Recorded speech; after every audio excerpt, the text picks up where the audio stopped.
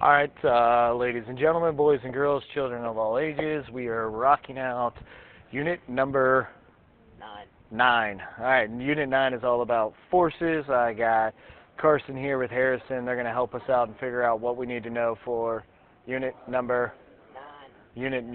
All right, so we've talked about motion, and now we need to start talking about forces, because forces are what cause objects to either move or slow down, speed up, all of those different things that we've talked about. So when we talk about motion, one of the first things that we talk about is Newton's 3 laws of motion, and you need to know examples of all 3 of those. The first law of motion, Newton just basically said, is called inertia, which simply means what? Stubborn. Not stubborn. That's what Mr. Sten said. It's not stubborn. All things that are moving will stay moving unless acted upon. So, Like when you're in the car, you're going forward, you're driving, and then once you stop, you go forward and then come back. so it's an object's tendency to do what it's already doing. If it is in motion, it wants to stay in motion. If it is stopped or not in motion, it wants to stay stopped or not in motion. So when you're sitting on a stool, that's where you want to stay, unless somebody comes up and pushes you and then you fall out of that stool. If I was to leave a book on a desk and then leave for 30 years and come back, where would the book be? Still on the desk, because it has inertia to do what it wants to do. Probably dust and cobwebs, hopefully not all over it. But so the first law is inertia, which is simply the tendency to do what you're doing. Objects in motion will stay in motion. Objects at rest will stay at rest unless acted upon by an outside force. All right, that outside force could be a push or a pull, because that's essentially what all forces are, like gravity. So Newton's second law of motion is really the law of acceleration, which simply says a force is equal to the mass of the object times the acceleration. So how much force is applied to something depends on what is its mass and how fast or what is its acceleration rate. All right, if I have a bowling ball and I throw it at Harrison, there's going to be a certain amount of force that hits him with that bowling ball. Even if he catches it, he's probably going to fall backwards a little bit from there.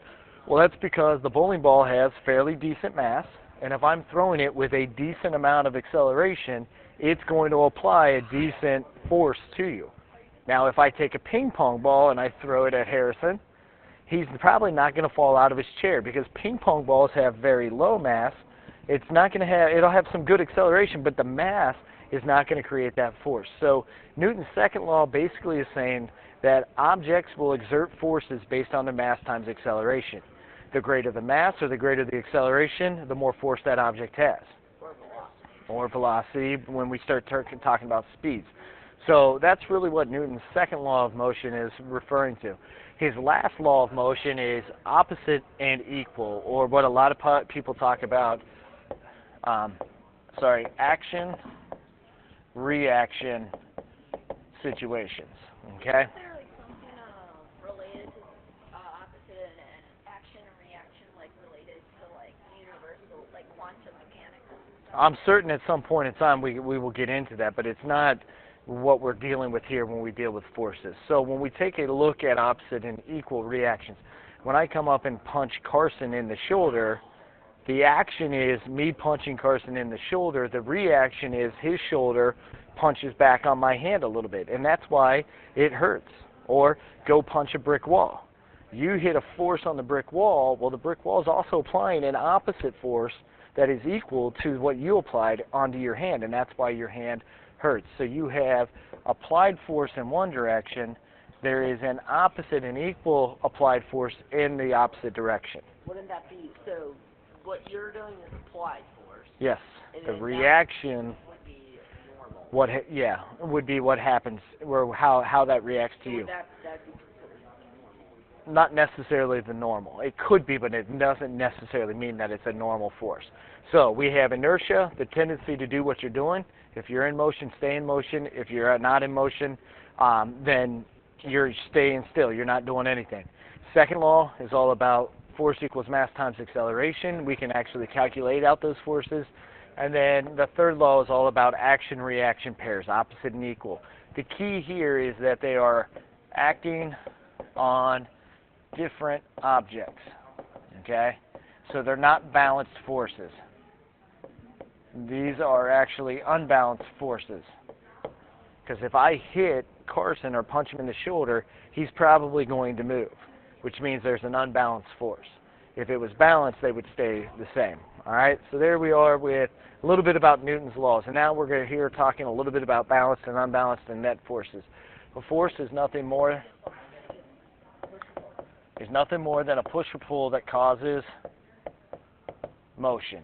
Whether that's something speeds up, something slows down, whether that's something stops or starts moving, it's a push or pull that causes some sort of motion. Now, balanced forces are forces that are equal in size, but are in opposite directions. Good job, Harrison.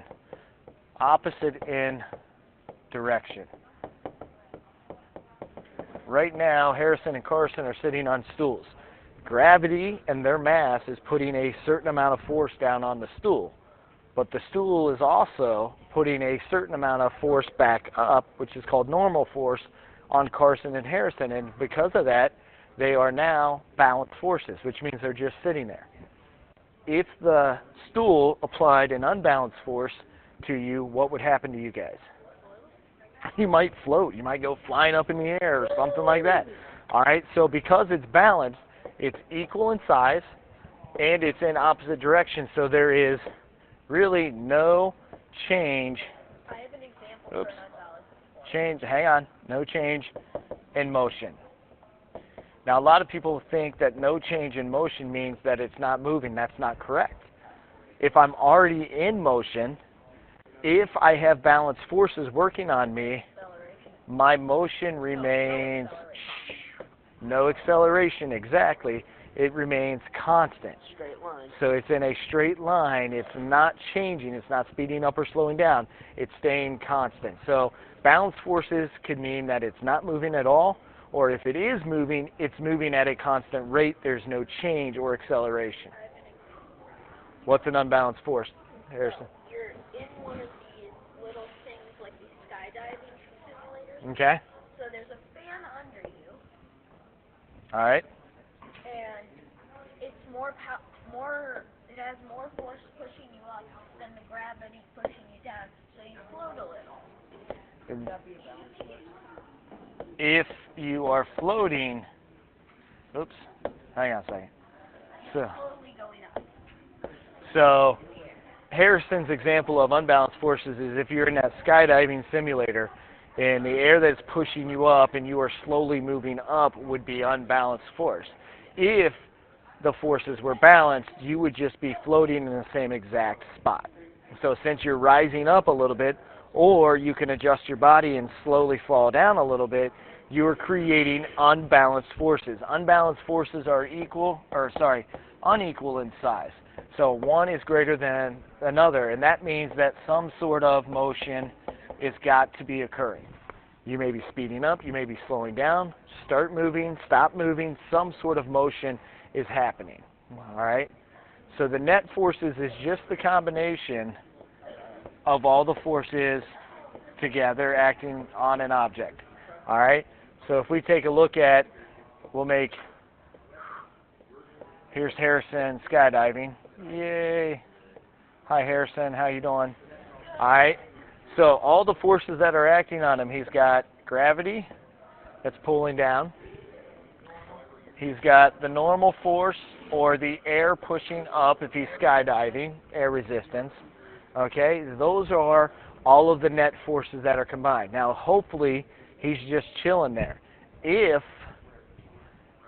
gravity is bigger than the normal force or air, what's going to happen to poor little Harrison? Harrison's falling. Bye-bye. Harrison's falling and so balanced forces are equal in opposite directions. There's no change in motion, which means it's either constant motion or it's not moving at all. Unbalanced forces are forces that are unequal in size, so some sort of motion is occurring, whether that's starting to speed up, slowing down, those kinds of things. And the net forces are a combination of all the forces together acting on an object. And it could be balanced or unbalanced depending on what that sum of all of those actually are. So let's take a look at free body diagrams. Free body diagrams are how we draw forces in nature. So here is just a little book that maybe it's resting on a table. Right here we've got Harrison or Carson just chilling on a swing, and then we got a book that's kind of resting on an inclined plane. For free body diagrams, all we have to do is draw a little dot to represent the object. So that's my object, the book here. What are some forces acting on the book here in this first example? Normal. So we have normal, which is always pointed in the upward direction. And that could be air resistance. So what else is acting on this guy right here? And then we have gravity, which is acting down and the downward force. I don't see any humans pushing the book, So this is really the free body diagram for this first situation. Now, what we normally do is put an Fn for force normal, and then an Fg for force gravity. So you can see, what do you notice about the size of my arrows? They're about equal or equivalent, which means that they are balanced forces, so this book is not moving. All right? It's just sitting there. It's at rest. Good? We could use a rest right now. Wow, we're getting a little long here. So let's take a look at Harrison or Carson in this example. What are some forces that we actually have working on this one? Gravity always. We always are going to have some sort of gravity, right?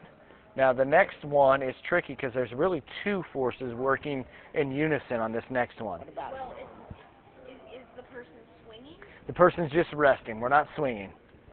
normal? Tension. It is tension. What is tension? If there's a rope connected to you, it's gonna like tense up. You're gonna bounce a little for a few seconds because you're attached to something, and if you fall, it will bounce you up a little. So we're not really balancing. Tension is hanging. It's when you have a pulling force that is occurring. So since we're kind of hanging from the tree, there's tension in this rope right here that is actually holding you or pulling you up, keeping you from falling. So if you take a look, Ft is for tension. Look at the arrow size for Ft versus the arrow sizes for Fg. They're a lot smaller. But if I added both of those arrows together, they should be the same as the gravity force because there's no net motion. If for some reason gravity was bigger, what would happen to Harrison or Carson right there? Swing would break. The swing would break because gravity would be pulling it down there. All right? So that's the second situation. Let's take a look at this third situation over here. What, again, are some of the forces that are working on this object? Got gravity. We got Fg, gravity. Always start with gravity. It's the easiest thing to do. What else do we have? Normal. We have normal, but look, the normal force is always perpendicular to the surface that it's resting at. So if you notice, the normal force for this one is not straight up and down like it was over here for this one. Since the surface is tilted, we've got to go perpendicular, so our arrow has to be at that same angle. There's also one more force here. What's the other force that's working? Why? There is no applied because we'll assume that it's not moving. Attention. There is no tension. Gravity on the side. Force friction. Because the book is sitting there, it's not sliding down. There has to be something that's holding it. And this is actually a form of Inertia. static friction because it's not moving yet. All right, so this would be the example for the book sitting on the side. We have the normal force keeping it from falling through the table, gravity trying to pull it down through the table, and very little bit of friction hanging on to make it sure that it doesn't slide. Good? Cool. Peace. All right, so those are free body diagrams. You'll have to draw those on the next one as well. So we just started kind of talking about friction. We know that friction is the force that most of you will say slows things down, but it's in reality, It's going to be something that opposes motion. And yes, it does slow everything down. So if I roll a ball right now on the floor, eventually the ball is going to stop because there's going to be some friction between the ball and the floor and so on from there. So there are three major types of friction that we're going to talk about. Sliding friction is due when surfaces are in contact with each other. So like when I rub my hands together, is that a Yep. example of But there is motion. Meaning, if you take your hands together and you slap them together and start rubbing, you are creating sliding friction. And you'll notice you feel your hands starting to warm up because one of the products of friction is heat or thermal energy, okay? Static friction is when surfaces are in contact, but there is no motion.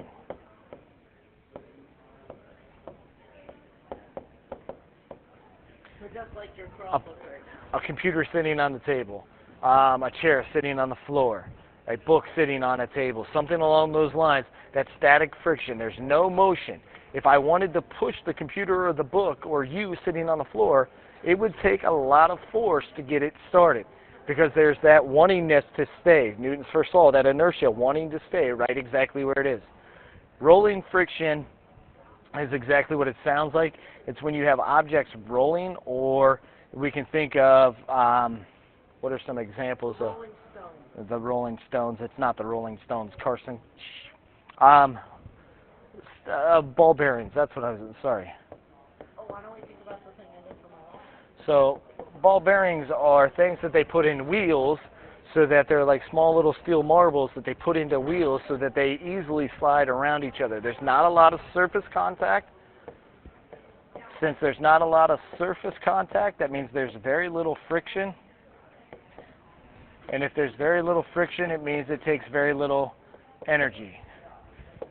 So inside of rollerblade wheels or inside of skateboard wheels, they have bearings that reduce that friction, and they show a form of rolling friction.